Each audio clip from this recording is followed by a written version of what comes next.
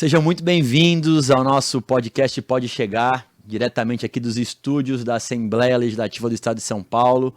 Como vocês bem sabem, a gente traz pessoas aqui que engrandecem e adicionam informações importantes a respeito de vários temas. E um dos temas que tem repercutido muito aqui em São Paulo e no Brasil todo é o acesso à cannabis medicinal.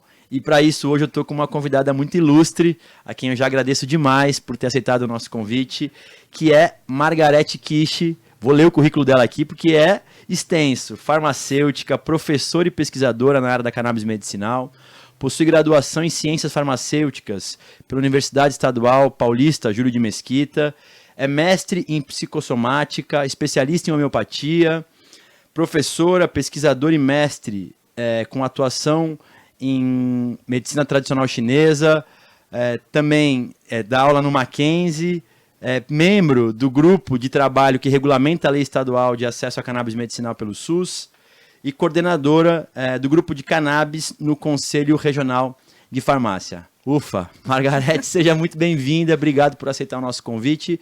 Prazer ter você aqui que já apoia essa nossa pauta desde o primeiro momento. Eu que me sinto honrada e agradecida, e principalmente assim, a responsabilidade de estar falando contigo em nome do Conselho. O Conselho de São Paulo sempre apoiou, sempre. Sim. É uma planta medicinal, não tenho o que discutir disso, Caio.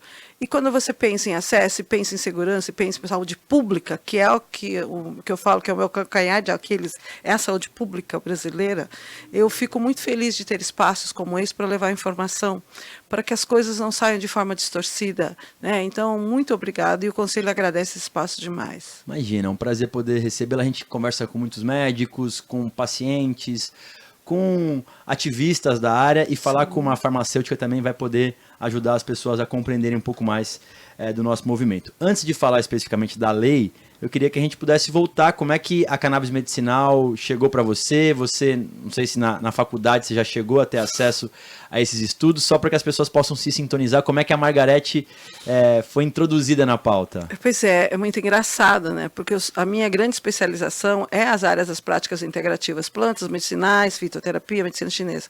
A cannabis, não procurei, ela veio para mim. Se você acredita como eu nas coisas do universo, ela caiu no meu colo por algum motivo. Tá. Foi muito engraçado. Em meados de 2015, empresas internacionais começaram a me procurar. Por quê, Margarete? Porque eu sou especialista em planta. Cannabis é uma planta. E a partir daí vieram os ativistas, vieram várias pessoas e foram navegando. E eu fui realmente mergulhar mais do que eu já sabia. Porque se você lê os tratados de cannabis, em 1810, Hahnemann já usava e já tinha matéria médica descrita.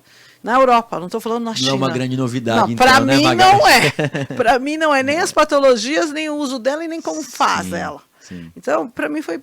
Eu falei que eu me sentia muito em casa, então não sei que acidente aí dos planetas que vieram parar isso no meu colo. E a partir daí, Caio, você precisa também criar senso crítico, né? Você pode ouvir a todos, mas eu estou falando de saúde pública, eu estou falando num paciente, ou milhares de pacientes, não importa o número, você precisa pensar em qualidade. E a cannabis acabou caindo comigo, eu fui me enfiando, fui estudando mais, é claro, né? Ninguém para no tempo. Se especializando, me educando mais nesse sentido, e estou agora. E no Conselho Regional de Farmácia, você coordena um grupo de trabalho que estuda o tema? Isso, nós temos um comitê é um grupo de farmacêuticos voluntários, todos os grupos lá são voluntários, mas o nosso comitê tem uma característica, a diretoria indica as pessoas e escolhe as pessoas, porque muita gente quer entrar nesse ninho, e nesse ninho não cabe todo mundo. Eu posso ouvir a todos, mas discutir tecnicamente. A responsabilidade de um conselho, que é um órgão de fiscalização, e eu vou dar orientação, tem que ter gente com conteúdo técnico-científico. Então, esse comitê conta com vários professores especialistas e ele produz material. O primeiro material, a gente já te mostrou, foi o folder com a chancela da Anvisa, voltado ao farmacêutico da dispensação da drogaria, para orientar a população. E agora nós já estamos produzindo um material primeiro para o Estado de São Paulo, para os farmacêuticos do Sistema Único de Saúde, e você sabe por quê, né? Que é o assunto que nós vamos continuar. Lei, é isso aí. Uma dúvida, em relação aos farmacêuticos, também existe resistência, como existe, por exemplo, ainda na área da medicina, ou os farmacêuticos, por talvez têm mais propriedade para tratar do tema, a fitoterapia já é uma realidade, talvez, para a formação do farmacêutico, isso é mais habitual para todos? É assim, penso e sempre olho que é um assunto mais palatável para eles. Ok. Porque não temos só a cannabis como planta medicinal. Por exemplo, tem vários medicamentos para cólicas que vêm da tropa belladonna, que é um alucinógeno, o próprio ópio, a morfina. Então, existe um entendimento, existe um racional. O que eles ainda não têm o conhecimento, porque a cannabis tem um espaço aí que ela foi proibida e ninguém pesquisou, é que as pessoas não se aprofundaram. Então, poucos farmacêuticos se aprofundaram. Mas hoje, a toxicologia está estudando todo o setor da farmácia, a indústria. Dentro da indústria tem que ter um farmacêutico, é ele que desenha a fórmula, ele que fala a fórmula de extração. Então, para nós, é muito tranquilo. Para você ter ideia, deputado, o Conselho de São Paulo, o presidente Marcelo Polacco, fez um treinamento, ele e a vice-presidente, que é a doutora Luciana, que cuida de fiscalização, todos os fiscais do Conselho Regional de Farmácia sofreram um treinamento por nosso grupo, para saber o que é a cannabis, para que um farmacêutico numa drogaria tivesse dúvida durante uma inspeção para falar o que é um produto de cannabis. Então, é realmente muito bem visto. Sim, sempre teremos os radicais. Sempre tem alguns mais resistentes. Uma dúvida, o Conselho de Farmácia também acompanha os farmacêuticos que estão na ponta no serviço de saúde público ou é só do ponto de vista privado? Não, é obrigação e instância primeira do Conselho fiscalizar onde tiver um único farmacêutico. Tiver um, nós vamos lá. Claro, você sabe, né, na legislatura nossa, sim, tem algumas pessoas que nos impedem, mas nós também temos recursos judiciais para fazer essa fiscalização. Então, sim, fiscalizamos hospitais, unidades básicas de saúde, indústria, farmácia particular, todas são fiscalizadas. Bom, dito isso, a gente está aqui numa fase, quem acompanha a gente sabe que a lei vai começar a produzir os seus efeitos, vamos dizer, materiais, já no mês de maio. Esse é o compromisso do governo, publicamente com a sociedade e individualmente com cada um de nós que estamos no grupo de trabalho. Para quem não ouviu direito, Margarete representa o Conselho Regional de Farmácia no GT que regulamenta a lei. Uhum. Quem me acompanha aqui, Margarete, já tem já está instruído a respeito de como é que está, quais foram as patologias que estão sendo beneficiadas nessa primeira fase. Relembrando, Dravet, Gastro e esclerose tuberosa. São 3. Na sua avaliação, essas 3 condições são as únicas que têm evidências? Você acha que a gente poderia ter sido um pouco mais ousado? Ou você acha que é importante também iniciar de forma mais cautelosa para a gente avançar conforme o tempo? É óbvio que eles iam começar pelo setor da neurologia. Foi o primeiro produto, ele foi especificamente, que é o produto que é produzido lá fora, tem o mercado brasileiro, eu não vou aqui dizer as marcas, mas sim, era óbvio e natural, eu não me espanta isso. Tá? E em cima, principalmente, deputado, da segurança. Você imagina um território onde isso foi muito marginalizado, onde isso foi muito dito de forma, desculpa o termo, cretina, que isso só faz droga, para o ouvido de um cara que sempre sentou na academia e que sempre ouviu isso. Isso é droga, isso é droga. Esse ruído permanece por um tempo. Então, sim, acho interessante que comece por ela, mas tem que começar. Eu não sou contra alguns municípios que optaram pelo autismo. Não sou contra. Mas qual é a segurança naquele momento? Porque a hora que causa algum problema, é o Estado que paga. É o deputado que escreveu a lei que vai para a parede. Então, Caio, eu acho sim seguro. No entanto, eu acho que a cautela também tem seu limite. Sim, por que a gente não tem tanto trabalho? Cara, não venha me querer me comparar com os opioides. Os opioides nunca parou a pesquisa. A cannabis ela foi condenada. Quem é que vai pesquisar algo proibido? Só os corajosos como o Michula e o Carline. Então, sim, em número de várias evidências do que se fala na pesquisa de desfecho primário, ou seja, é para aquilo efetivamente, todos os trabalhos dizem, em sua maioria, precisa continuar o estudo, mas nenhum diz não serve. Nenhum diz isso, só diz, tome cautela e pesquise. No entanto, ao olhar o desfecho de uma pesquisa, Caio, o que você observa é que todos os pacientes, independente se aquilo foi 100%, todos melhoram a sua qualidade de vida, porque a história da cannabis mexer com a sua homeostase, dar o que eu falo no empurrão, no seu próprio equilíbrio. Então, acho, sim, tranquilo o governo ter optado por isso. Acho extremamente radical dizer assim, agora eu não consigo ir para a dor, sabe? Acho que dor é algo que abala muito a gente, dor crônica não é tão... Eu tenho uma mãe que tem dor. Sim. né? Então eu sei o que é dor. Tudo bem, ela não é uma dor tão profunda, ela tem 93 anos, mas assim, eu me preocupo como minha mãe, como qualquer. Eu tenho pacientes que têm a neuralgia do triogêmeo. O cara não dorme, o cara falta socar uma parede de dor, um paciente oncológico. Por que eu não posso pensar ou dar o início, um pontapé? Faz um observacional disso. Eu também acho, e talvez na refratariedade, talvez, né, Margarete, de algumas condições. Agora, Criar regras, né? você acompanha comigo, a principal, não é crítica, mas a principal observação para a gente não conseguir avançar é a medicina baseada em evidências e que não existem estudos robustos a respeito dessas condições para o uso da cannabis medicinal.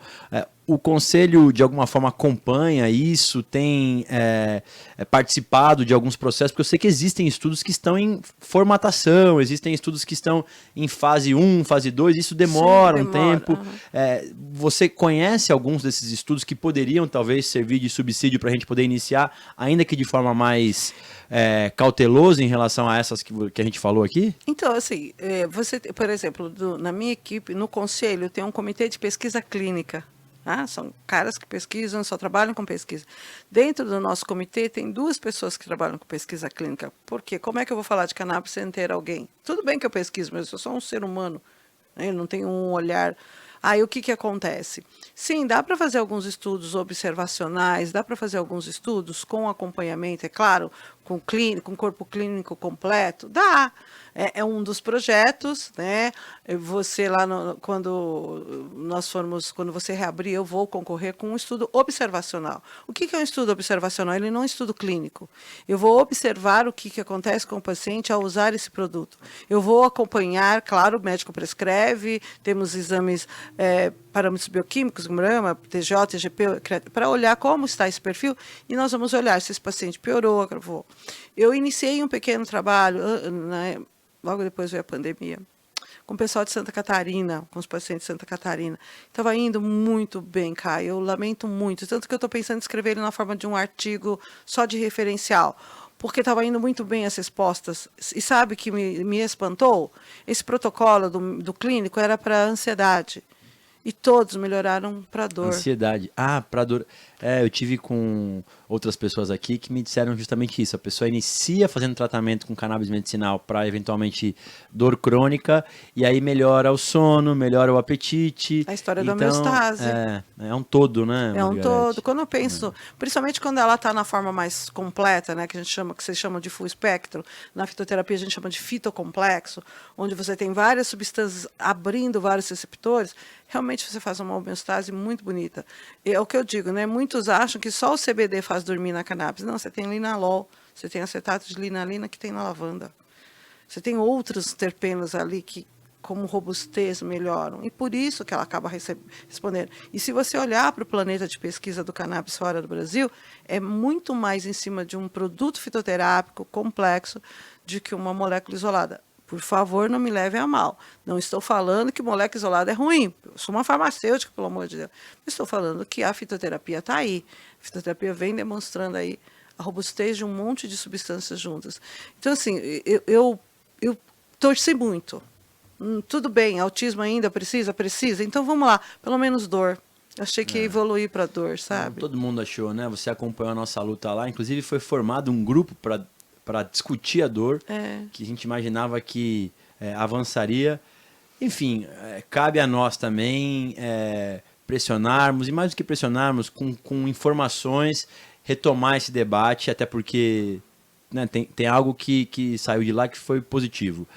O grupo de trabalho é permanente. Sim, isso é muito positivo. Ou seja, a lei não é o fim. Não. A lei é o início de um processo, né? Uhum. É claro que eu, como parlamentar, quero que mais pessoas possam utilizar, sim, possam ter qualidade de vida e, principalmente, entendo que para algumas o tempo é muito doloroso, né, Margarete? Aí acho que você convive com isso diariamente, sim, porque para alguns vão conseguir esperar e em algum momento se tratarem com cannabis, mas para alguns, infelizmente, não.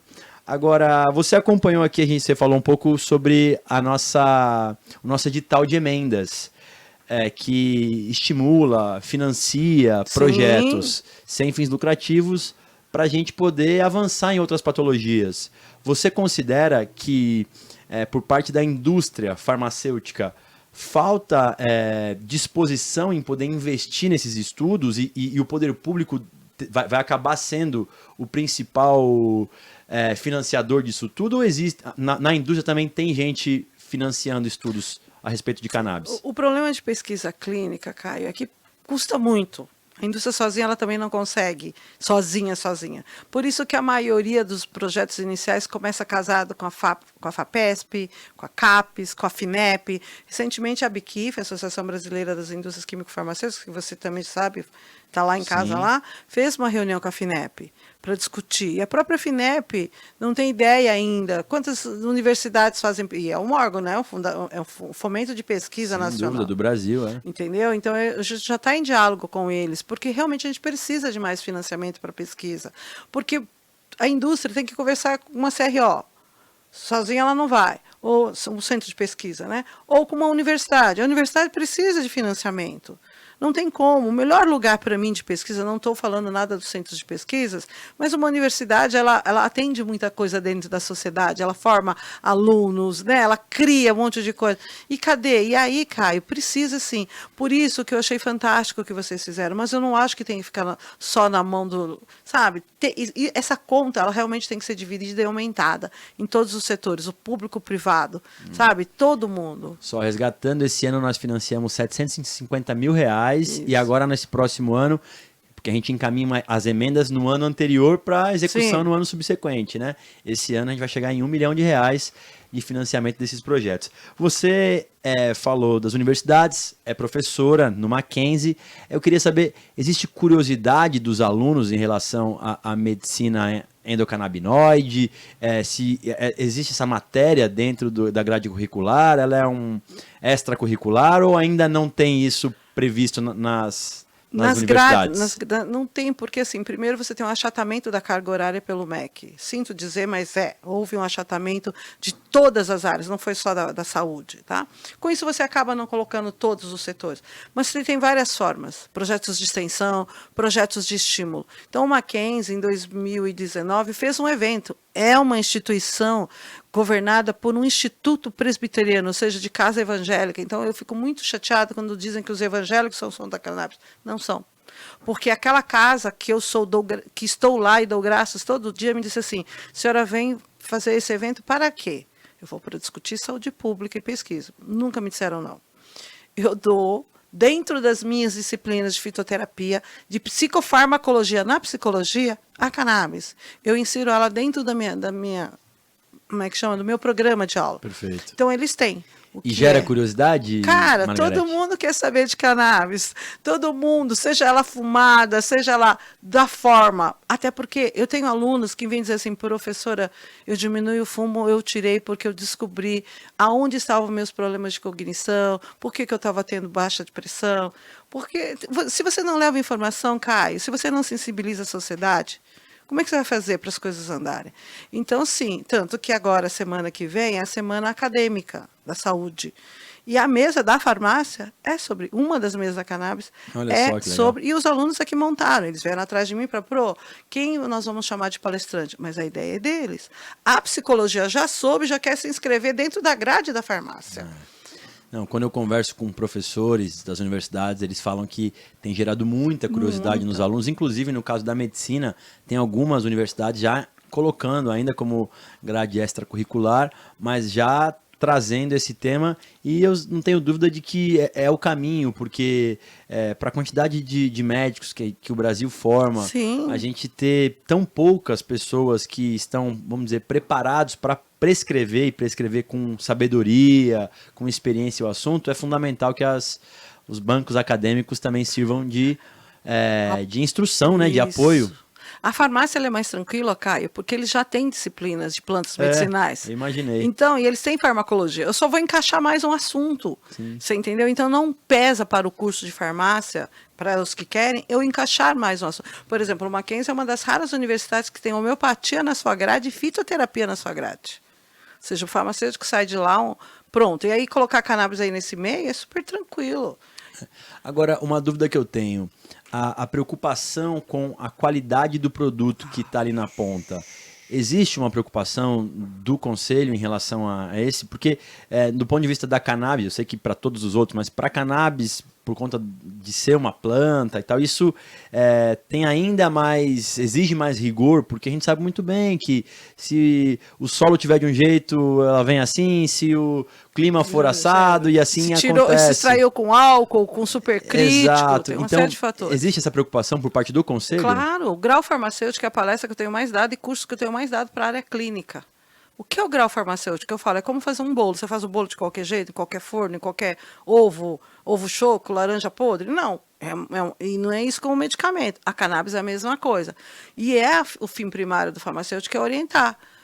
A cannabis tem uma série de problemas, inclusive enquanto produto acabado. Por que eu faço análise de fotoestabilidade?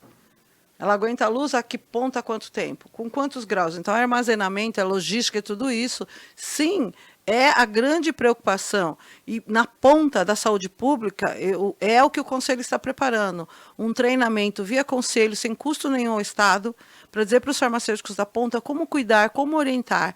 Porque se o paciente também armazenar errado, Caio, o tratamento não dá certo. Se o paciente usar errado, o tratamento não dá certo. Se o paciente pegar aquela seringa ou aquela cânula, né, aquela coisinha de vidro, e colocar aqui, já contaminou.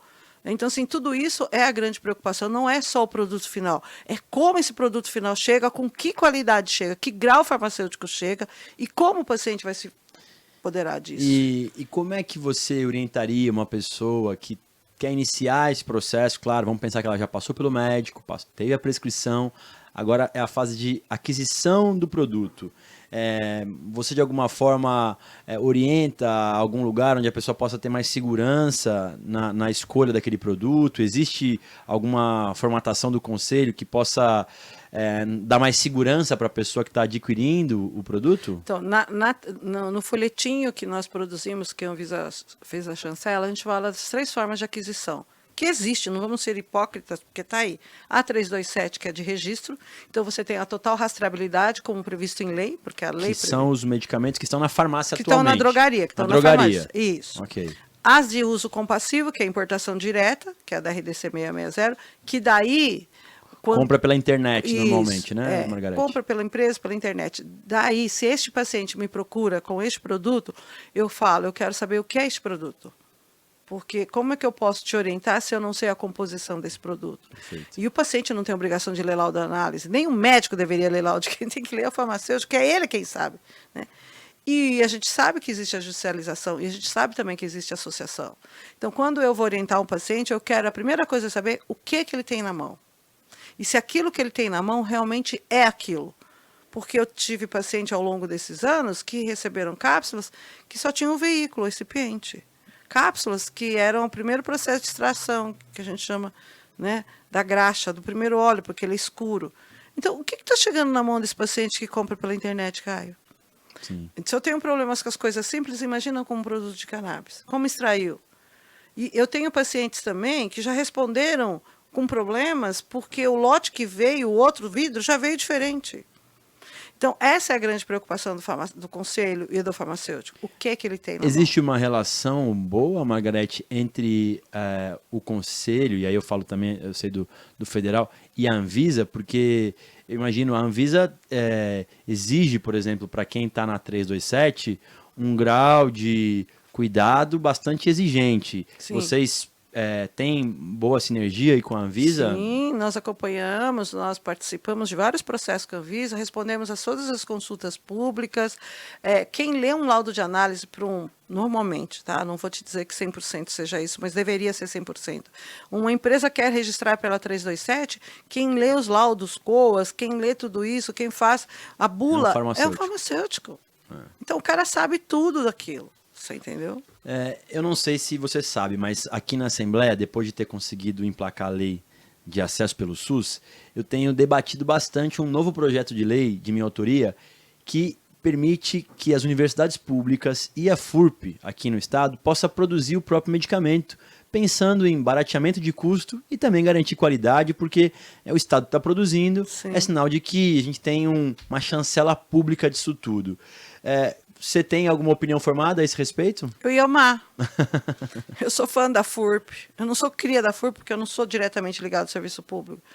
Mas isso barateia toda a logística, tudo o que você faz no mesmo território, tudo que você produz no mesmo território, você embala no mesmo território. Melhora toda a logística, o seu controle é mais fácil, todo o caminho é muito mais fácil.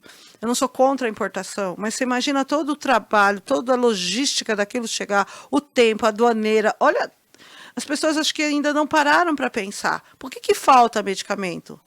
Não é só porque o Brasil não tem IFA, porque não tem insumo farmacêutico ativo, matéria-prima. É toda uma logística. Entrou em guerra, nada. Não sei o quê. O que vai acontecer? Se vem dos Estados Unidos, se vem da Europa, o que vai acontecer? Então, para a minha pessoa, cidadã farmacêutica, mãe e filha, como eu sempre digo, seria o sonho de consumo. E você acha que é, então, plenamente possível vocês terem segurança em relação ao produto que será produzido ali, de poder fiscalizar? A FURP tem condições de fazer? Claro, ela tem que adaptar um setor específico, né, que é um produto controlado, ele é líquido, embora ele tenha um setor de líquido, é um produto controlado. Um produto controlado precisa de uma arinha fechada, eu falo que nem uma jaulazinha para controlar. Só isso. Ela é já uma indústria, ela já tem boas práticas, cara. Por que você vai perder todo esse tempo? Recentemente, eu não vou lhe falar o estado, mas fui convidado pelo vice-governador para dizer lá no norte: Margarete, como é que eu faço para montar uma indústria de cannabis aqui? Pelo governo. Quanto me custaria? Falei, eu te dou o orçamento. Você vai começar do chão, da parede, ou já tem um laboratório já do governo? Ele falou, não, se precisar a gente faz algum processo de público ou privado. Mas eu queria ter uma ideia, quanto tempo leva, quanto custa. Tudo bem. Então existem interesses, porque você fechar o circuito é mais fácil. Só vou te falar uma coisa, Caio, acho bárbaro que você continue sempre fortalecendo as universidades públicas, porque eu saí dela. Por isso que eu faço muito trabalho social, porque eu sou o que eu sou devido a uma universidade em Araraquara que é pública. Mas tem outras universidades sem finalidades lucrativas como a nossa, que tudo, gostaria muito que você fosse conhecer onde nós trabalhamos, tudo volta para a comunidade. Não há nada que não seja. A gente tem laboratório de análises clínicas para a comunidade, tudo. Roteiros de semestrais para atendimento. É um prazer, eu tenho muitos amigos que se formaram também no Mackenzie, excelentes profissionais. Você poderia ampliar aí para não fins lucrativos? Sim, podemos pensar em como fazer isso, até de repente, às vezes as universidades têm um braço social, algo que possa ser um caminho. Nós doamos para a Santa Casa todo o álcool gel na época da pandemia. Nós temos uma área industrial, uma pequena indústria, Caio. Sim. Para quem não conhece, esclarecendo, a FURP é a farmácia do remédio popular do estado de São Paulo. A Fundação do Remédio Popular. E, do ponto de vista prático, é uma indústria farmacêutica do estado. Chegou a ser cogitada o seu fechamento, privatização no governo anterior.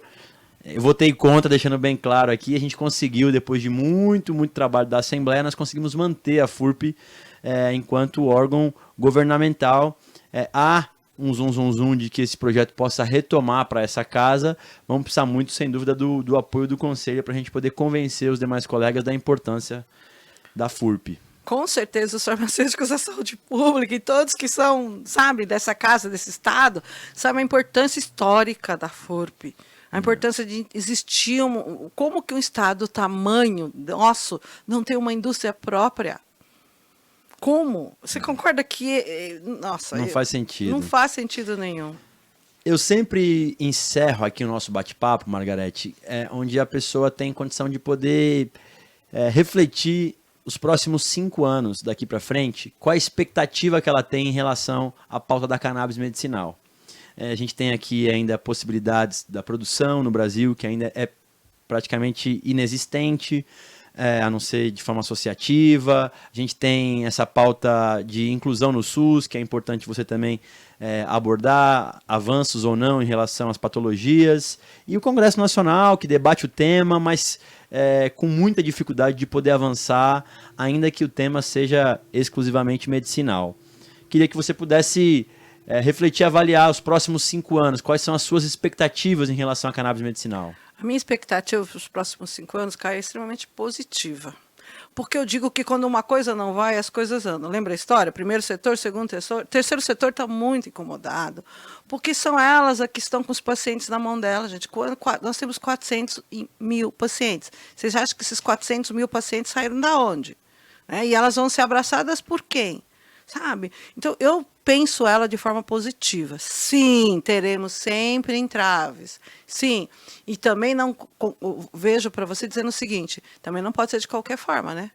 Eu coloco lá porque eu quero atender 400 mil pacientes e não crio qualidade.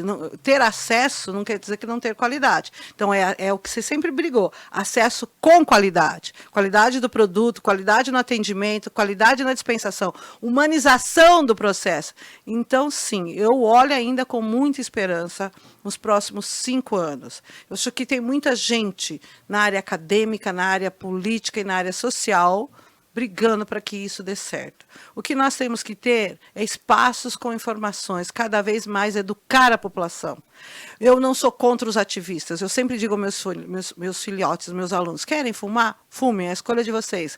Mas cigarro não é forma farmacêutica. Se eu estou falando em autismo, se eu estou falando em câncer, elas precisam de dose. Elas precisam, porque vocês não dão qualquer coisa para os seus filhos e qualquer comida. Então, você não pode dar qualquer produto. Acho que eu tenho muita esperança que o mercado, ela sozinha se encaminhe. E é sempre assim, né? Os competentes acabam conseguindo seus espaços. A indústria tem sofrido muito, viu, Caio? Eu tenho que falar delas. Elas têm 5 anos, é um prazo curto pela 327. Mas eu também entendo a Anvisa. Eu não tenho, eu não ganho nada de ninguém, tá? Não tenho financiamento. Mas eu também entendo a Anvisa. Ela responde mundialmente por tudo que aconteceu nesse país. Como é que eu vou colocar as coisas sem regras? Né? Então, a Anvisa tem o rigor, mas eu acho que sempre cabe. E a Anvisa, nesse ponto, nunca aconteceu historicamente nesse país esse diálogo, onde a Anvisa ouviu todos, independente de qual diretor que esteja lá. A Anvisa ouviu todos, os políticos, os ativistas, as associações. Sim, o rigor de uma associação é diferente, mas ela tem que ter um mínimo. Não estou dizendo para uma associação ser uma indústria, mas ela tem que ter um mínimo para poder saber o que está acontecendo com aquele o seu associado que pegou o produto. Não tenho dúvida. Tudo isso, sem entendeu? Dúvida. Margarete, estou muito feliz em ter você aqui. A gente está chegando já no finalzinho do nosso programa. Quero agradecer muito em nome da Assembleia, né, o Conselho, não só pela vinda de hoje, mas por todo um processo que a gente tem passado a respeito da cannabis medicinal. E eu sei que eu trato aqui da cannabis medicinal, mas o Conselho é muito parceiro da Assembleia, participa de outras várias pautas, com outros colegas deputados e deputadas. E é muito importante para a gente ter uma informação mais técnica, segura a respeito de diversos temas. Então, que se deixe uma mensagem também do Conselho, que nesse momento aqui você representa, mas eu também quero fazer jus aqui a sua figura como pessoa sempre muito solícita, participando de tudo, sem vaidade, enfim. Então, quero te agradecer também em meu nome aqui pela parceria que já existe há um bom tempo e eu espero que a gente possa acompanhar a evolução desse tema juntos. Eu que agradeço e o Conselho agradece por esse espaço, Caio. Tudo bem, nós temos parceria com todos. Não dá para atender todos ao mesmo tempo. Eu especificamente fiquei aqui com essa afinidade. Então, o Conselho tem muito a agradecer porque é espaço como esse que também engrandece o Conselho. Vocês estão nos apoiando a levar uma informação melhor também. Sim. Tá bom? Então, muito obrigada e conte com a gente sempre. Que bom. Bom, feliz, espero que vocês tenham gostado também de ouvir um pouco de uma farmacêutica experiente a respeito da cannabis medicinal. A gente vai seguir com essa pauta aqui na Assembleia. Expectativa é que nesse mês a gente tenha já na ponta lá das farmácias de alto custo do estado os produtos à base de cannabis e a gente vai acompanhar isso. Espero poder ter a Margarete novamente aqui. Um abraço para vocês. Tchau. Até a próxima. Tchau.